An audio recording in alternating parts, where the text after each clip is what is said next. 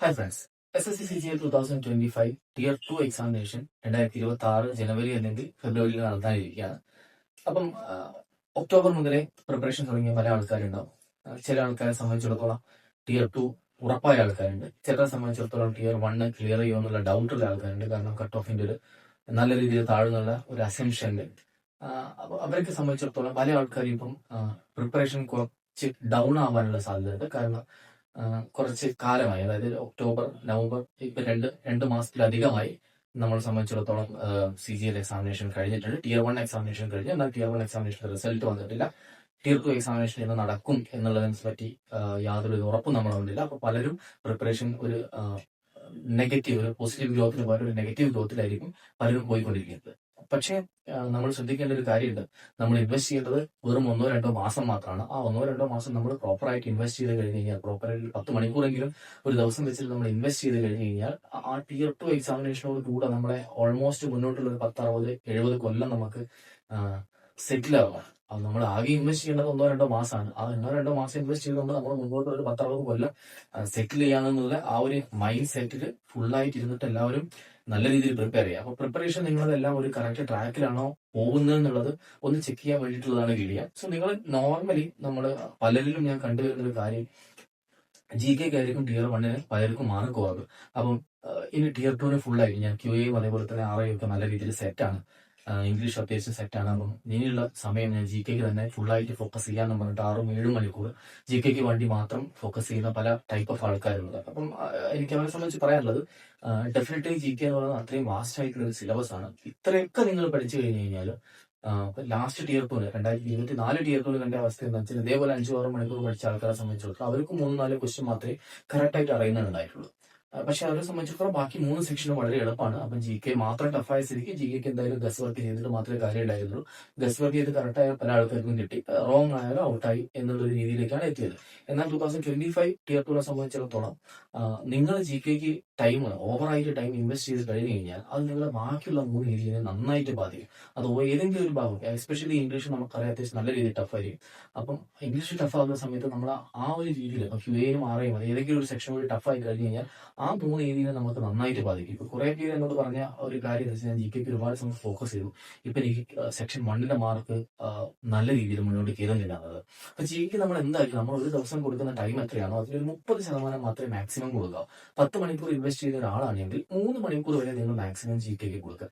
അത് നിങ്ങൾക്കറിയാം. നിങ്ങൾ ആദ്യം എന്ത് ചെയ്യണമെന്ന് വെച്ച് കഴിഞ്ഞാൽ, നിങ്ങൾ ഓൾറെഡി GK എന്താ പറയാ, പല വീഡിയോസിന് മുമ്പ് പറഞ്ഞതാണ്, GK നിങ്ങൾ ഓൾറെഡി എന്താണ് നിങ്ങളുടെ കയ്യിലുള്ളത് അത് പെർഫെക്റ്റ് ആക്കി വെക്കുക. അത് പെർഫെക്റ്റ് ആക്കി വെച്ചതിന് ശേഷം മാത്രം ഓരോ ടോപ്പിക്കിലും ഡീപ്പായിട്ട് മുന്നോട്ട് പോവാം. സോ GK എത്രത്തോളം ഡീപ്പായിട്ട് നിങ്ങൾക്ക് മുന്നോട്ട് പോവാം എന്നുള്ളത് ഇറ്റ് ഡിപ്പെൻസ്. അത് ഓരോരുത്തരെയും ഒരു ലെവൽ അനുസരിച്ചിരിക്കും. ഇപ്പം നിങ്ങളെ സംബന്ധിച്ചിടത്തോളം ഞാനിപ്പോൾ കഴിഞ്ഞ ഈ 2025 CGL എക്സാമിനേഷനിൽ same level of question paper ഒരു സിവിൽ സർവീസിന് കിട്ടിയ ഒരാളോട് സോൾവ് ചെയ്യാൻ പറയുന്ന സമയത്ത് അവർക്കും ഒരു 6-7 ക്വസ്റ്റ്യൻ മാത്രമേ സോൾവ് ചെയ്യാൻ പറ്റുള്ളൂ. നിങ്ങളെ സംബന്ധിച്ചിടത്തോളം GK അത്രയും ലെവലുള്ള ഒരു GK ആണ് ചോദിച്ചുകൊണ്ടിരിക്കുന്നത്. അപ്പൊ അത്രയും ലെവലുള്ള GK ചോദിക്കുന്ന സമയത്ത് നമുക്ക് മാർക്ക് കുറച്ച് മതി. നമ്മൾ വേണ്ടത് ബാക്കിയുള്ള 3 ഏരിയയിൽ നമ്മൾ സ്ട്രിക്ട്ലി ഫോക്കസ് ചെയ്യുന്നതാണ്. ഇതിൽ GK ഓവർ ടൈം ഫോക്കസ് ചെയ്യുന്ന ആൾക്കാർ QAയിൽ നല്ല കോൺഫിഡൻസ് ഉള്ള ആൾക്കാരായിരിക്കും. അവരുടെ QAയിലെ കോൺഫിഡൻസ് നിങ്ങളൊരു ഒരു 1 മന്ത് അല്ലെങ്കിൽ ഒരു 2 വീക്ക് പ്ലസ് ഒരു 1 മന്ത് നിങ്ങൾ ഓൾമോസ്റ്റ് QAയിലെ നിങ്ങൾ ടോപ്പിക് വൈസ് ചെയ്തിട്ടില്ല. ഡെയിലി ഒരു സെക്ഷനുകൾ മാത്രമേ എടുക്കുന്നുള്ളൂ. സോ ടോപ്പിക് വൈസ് ആയിട്ട് നിങ്ങൾ നന്നായിട്ട് ചെയ്ത് പോരുന്നില്ലെങ്കിൽ ഒരു 1 മന്ത് കഴിയുമ്പോൾ തന്നെ നിങ്ങളെ QAന്റെ സ്പീഡ് കുറയും, QAന്റെ കണ്ടന്റ് കുറയും. അപ്പൊ അതിന് നിങ്ങൾക്ക് മാർക്ക് കുറയും. ഇവിടെയുള്ള മാർക്ക് നിങ്ങൾ കൂടുതലില്ല. സോ ഡെഫിനറ്റ്ലി നിങ്ങൾ ഒരു 30% മാത്രമേ നിങ്ങൾ ഇതിനു വേണ്ടി മാറ്റി വെക്കാവൂ, GKക്ക് വേണ്ടി മാറ്റി വെക്കാവൂ. അതേപോലെ തന്നെ QA പലരും ചെയ്യുന്നത്, QA എനിക്ക് അറിയാം എല്ലാ ടോപ്പിക് പറയാം, സെക്ഷൻ 1 ഡെയിലി ഓരോന്ന് ചെയ്ത് പോകുന്നുണ്ടെന്നാണ്. സെക്ഷൻ 1 നിങ്ങൾ നോക്കുക, ഒരു ടോപ്പിക്കിന്റെ ഒരു ക്വസ്റ്റ്യൻ മാത്രമേ വരും, അതിൽ 1-2 ക്വസ്റ്റ്യൻ മാക്സിമം വരും. ആ 2 ടൈപ്പ് മാത്രമേ നിങ്ങൾ ചെയ്തു പോരുന്നുള്ളൂ. അപ്പോഴത്തേക്ക് നിങ്ങൾക്ക് ഒരു പുതിയൊരു ടൈപ്പ് നിങ്ങൾ പഠിച്ചു, അതിലൊരു 2 മാസം കഴിഞ്ഞിട്ട് പിന്നെ നിങ്ങൾ നോക്കുന്നു വെച്ചാൽ ആ ടൈപ്പ് നിങ്ങളോട് മറന്നു പോയിട്ടുണ്ടാവും. സോ ഡെഫിനറ്റ്ലി നിങ്ങളൊരു സെക്ഷൻ 1 ചെയ്യുന്നതിന്റെ കൂടെ നിങ്ങൾ ടോപ്പിക് വൈസ് ഏറ്റവും മിനിമം ഒരു 2 ടോപ്പിക്കിനെങ്കിലും ടോപ്പിക് വൈസ് നിങ്ങൾ കൊണ്ടുപോകണം. എന്നാൽ മാത്രമേ നിങ്ങൾക്ക് ആ ടോപ്പിക് വൈസിലെ ടോപ്പിക് വൈസ് ആയിട്ടുള്ള കണ്ടന്റ് നിങ്ങൾക്ക് സ്ട്രെങ്ത് ചെയ്ത് വരിക മാത്രമേ നിങ്ങൾക്ക് ഓൾറെഡി സ്ട്രോങ് ആണ് നിങ്ങൾ. പക്ഷെ നിങ്ങളോട് അത് മറന്നു പോകാതെ, അത് പലരും നിങ്ങളെ സിലബസിൽ അല്ലെങ്കിൽ നിങ്ങൾ പഠിക്കുന്ന ഒരു മെത്തേഡിൽ ഇൻക്ലൂഡ് ചെയ്യാത്ത കാര്യമാണ്. അത് ഡെഫിനറ്റ്ലി നിങ്ങൾ ഇൻക്ലൂഡ് ചെയ്യണം. അത് ഇൻക്ലൂഡ് ചെയ്ത് കഴിഞ്ഞാൽ നിങ്ങൾ ആ QAന്റെ ലെവൽ അതേപടി നോക്കും. അതിന്റെ പുറമെയാണ് ഇംഗ്ലീഷ്. ഇംഗ്ലീഷിനെ സംബന്ധിച്ചിടത്തോളം വളരെ വളരെ വളരെ ഇമ്പോർട്ടന്റ് ആണ് ഈ CGL Tier 2. അത് ഡിസൈഡ് ചെയ്യുന്നത് മൊത്തം ഇംഗ്ലീഷ് ആയിരിക്കും. അപ്പം ഇംഗ്ലീഷിനെ സംബന്ധിച്ചിടത്തോളം നിങ്ങൾ ഡെഫിനറ്റ്ലി ഒരു 3 മണിക്കൂർ നിങ്ങൾ ഇംഗ്ലീഷിന് കൊടുത്തേ പറ്റൂ. അത് നിങ്ങൾ കൊടുക്കുന്നുണ്ട്. 3 ചിലപ്പോൾ കൊടുക്കേണ്ടി വരും. ഞാൻ പറയുന്നത് നിങ്ങൾ GK ഓവറായിട്ട് സ്പെൻഡ് ചെയ്യുന്ന സമയം നിങ്ങൾ ഇംഗ്ലീഷിന് സ്പെൻഡ് ചെയ്യണം. കാരണം ഇംഗ്ലീഷിൽ നിങ്ങൾ സ്പെൻഡ് ചെയ്താൽ അതിന്റെ പോസിറ്റീവ് ആയിട്ടുള്ള ഡയറക്ട്ലി പ്രൊപ്പോർഷണൽ ആയിട്ടുള്ള റിസൾട്ട് നിങ്ങൾക്ക് എപ്പോഴും കിട്ടും. എന്നാൽ GK സ്പെൻഡ് ചെയ്യുന്നതിനനുസരിച്ച് GK സ്പെൻഡ് ചെയ്യേണ്ടതല്ല. ഞാൻ ഈ പറഞ്ഞോളം 30% നിങ്ങൾക്ക് മാക്സിമം GK സ്പെൻഡ് ചെയ്യുക.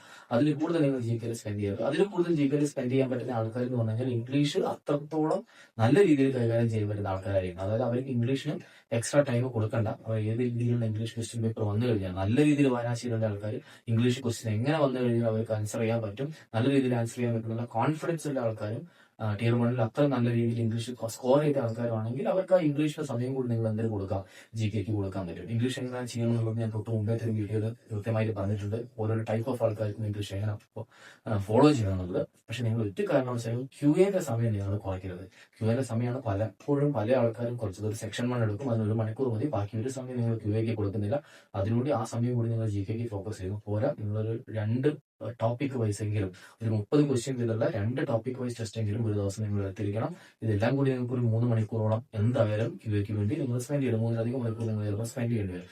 അതൊരു മസ്റ്റാണ് QA വേണ്ടിയിട്ട്. അതിനുശേഷമുള്ള സമയം മാത്രമേ നിങ്ങൾ എന്ത് വേണ്ടി GK വേണ്ടി ഫോക്കസ് ചെയ്യാൻ പാടുള്ളൂ. നിങ്ങൾക്ക് ഇപ്പോൾ പലരും പല രീതിയിൽ ഡൗൺ ആയിട്ട് ഇരിക്കുന്ന ഒരു സിറ്റുവേഷൻ ആയിരിക്കും.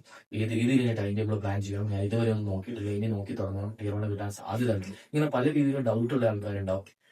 എങ്ങനെ കൊണ്ടുപോകുന്ന ഡൗട്ടുള്ള ആൾക്കാരുണ്ടാവും. ഏത് മെറ്റീരിയൽ യൂസ് ചെയ്യണമെന്നുള്ള ഡൗട്ടുള്ള ആൾക്കാരുണ്ടായിരിക്കും. Tier 1 പോകുന്ന പോലെ Tier 2 പോയാൽ നമുക്ക് കാര്യമില്ല. പിന്നെ Tier 1 സെക്ഷൻ 1 മോക്ക് അല്ലെങ്കിൽ ഫുൾ മോക്ക് എടുത്തിട്ട് മാർക്ക് കയറുന്നില്ല, മുന്നോട്ട് കയറുന്നത് 250 260 റേഞ്ചിൽ ഇങ്ങനെ കിടക്കുകയാണ്. ഒരു കൂടും ബാക്കി സംഭവങ്ങളൊക്കെ കിടക്കുന്ന സമയത്ത് ഏത് രീതിയിൽ മുന്നോട്ട് പോകണമെന്ന് അറിയില്ല. ഇങ്ങനെ കൺഫ്യൂഷനുള്ള ആൾക്കാരുണ്ടെങ്കിൽ ഞാൻ എൻ്റെ നമ്പർ ഇതിന്റെ താഴെ കൊടുക്കുക, ഈ വീഡിയോയുടെ തൊട്ട് താഴെ ഞാൻ കൊടുക്കും. ആ നമ്പർ നിങ്ങൾ എന്ത് ചെയ്താൽ മതി, വാട്സാപ്പ് ചെയ്താൽ മതി. ഞാൻ പ്രോപ്പർ ആയിട്ടുള്ള രീതിയിൽ എനിക്ക് പറ്റാത്ത രീതിയിലുള്ള ഗൈഡൻസ് ഞാൻ തരാം. സോ എല്ലാവർക്കും ഓൾ ദി ബെസ്റ്റ്.